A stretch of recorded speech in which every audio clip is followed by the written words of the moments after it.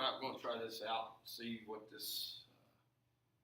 flipping this classroom looks like. So this is out, I'm starting on page P4 in the textbook. You can either get that in the class set of textbooks at the back of the room, or you can go to your ebook and you should be able to type in page P4 and search for this and find it. So if any of this is a little bit difficult to read, then you should be able to pull that up and follow along.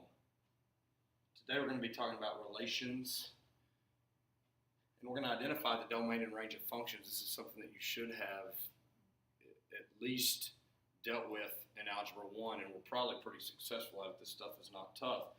And so as we see in example 1 right here, it says state the domain and the range of the relation. And you can see it gives us the ordered pairs -3, -3, 0, -7, 1, -5, and 2, 4. So as we work through this, you need to remember right here in example 1 that we are dealing with an ordered pair that is written as x comma y.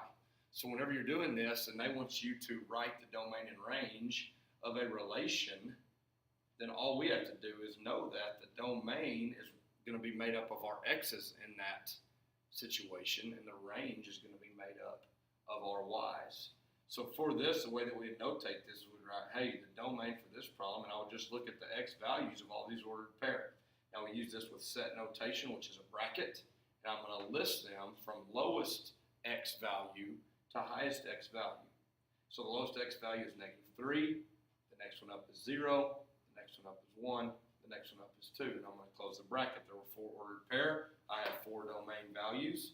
I'm going to do the same thing for the range, except the range is going to be made up of the y's. Now one thing to know here is that we are not going to write any numbers that repeat. In this situation we don't run into it, but the order here changes a little bit. The kind of correct way to write this is smallest number to biggest number. And so as I look through the ordered pair, the smallest y value or the smallest range value is -7.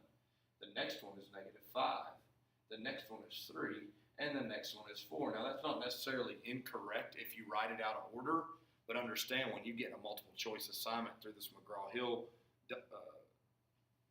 platform, then that's something that you're going to have to deal with and make sure that we get right.